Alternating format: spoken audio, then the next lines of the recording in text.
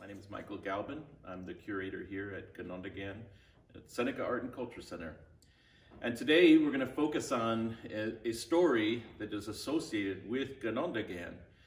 And many people have heard bits and pieces of it, but it really reflects on the association that we have with someone very important to Hodinöhsö people, and by extension, really should be a person who's very influential and important to the people of America, North America, or we'll say the United States of America, really.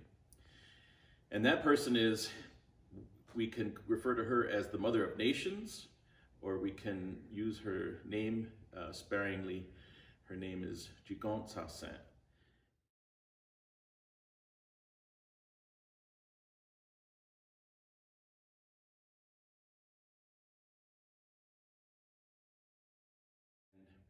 This woman had a great impact on the way that Hodinöhsö people regarded the division and the sharing of responsibility and leadership in their communities and in the greater culture of the Hodinöhsö Confederacy.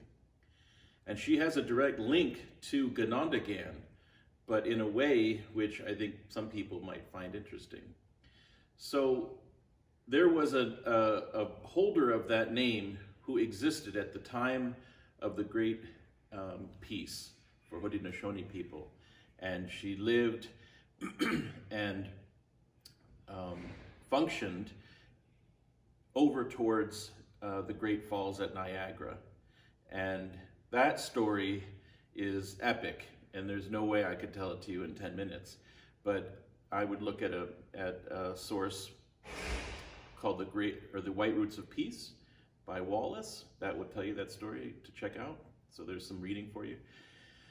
But that person, that individual existed so long ago, way before the time of Ganondagan.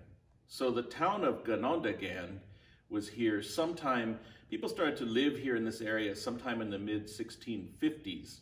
And we can be sure that by about 1675, this town was in full swing, long after the Hodinöhsö had confederated and established a way of living and life which has sustained them even till today.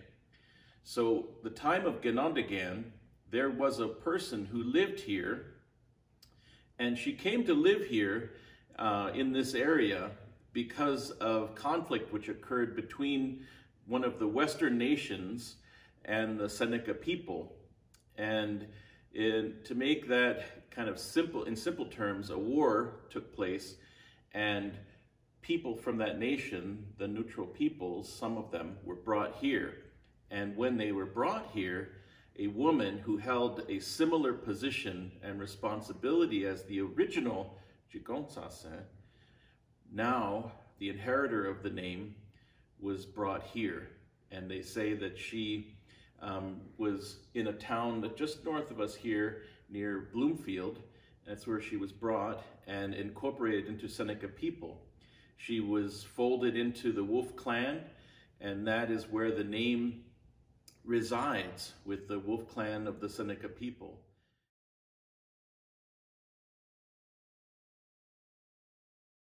Again, another reason why people associate that name and that woman, the inheritor of that name, with Ganondagan, is that during the period in the early 20th century when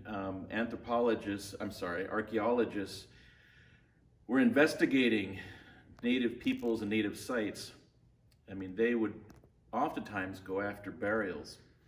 And that's very unfortunate and obviously not condoned today.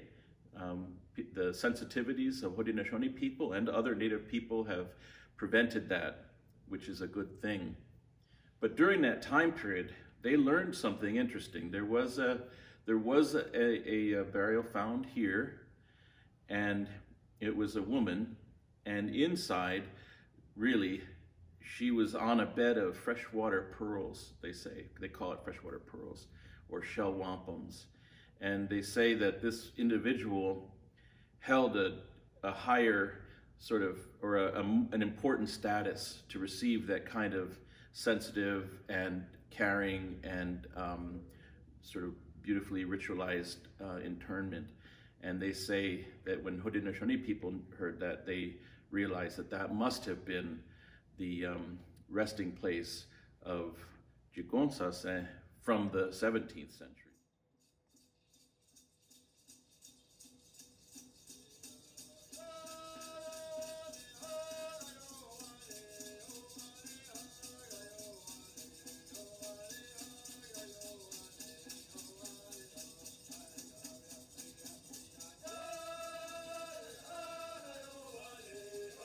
Was an impact that Hodinöhsö women and the culture of Hodinöhsö people became influential and inspirational to that suffrage movement for American women.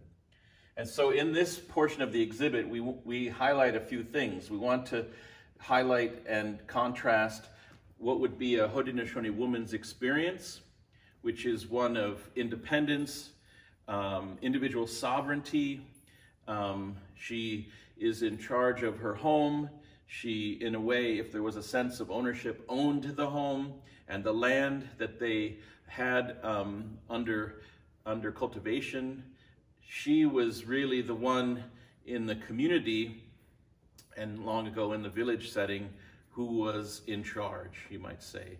And people looked to these women, clan mothers, and other women leaders that didn't have titles, for direction, and they went to them for help, and they were the ones who organized the sort of functions of the community. And so over here we have the longhouse doorway, and you can see out away from the longhouse doorway. There's no barriers, and it's an emblem in a way of freedom. And then on this side we have a jail cell, which is really the result at that time, the early 20th century, of an American woman seeking equal rights, and in particular the equal right to vote. That would be her result, would be the inside of a prison cell for actually simply asking for equity with all of the other citizens, you know, of the United States. We contrasted it with the clothing of Hodinöhsö women. We wanted to show that Hodinöhsö women could express themselves freely. Their clothing was suited to the daily activities. If she's working outside, she wears loose-fitting garments that allows her movement and freedom to accomplish all kinds of jobs and responsibilities.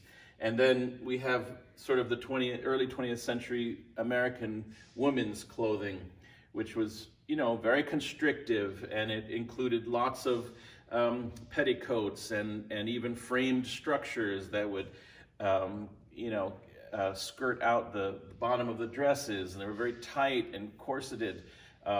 And so that was a discussion at the time even, that the clothing that was acceptable, quote unquote acceptable clothing for American women, was really restrictive and sort of, in a way to control and dominate women in general, you know.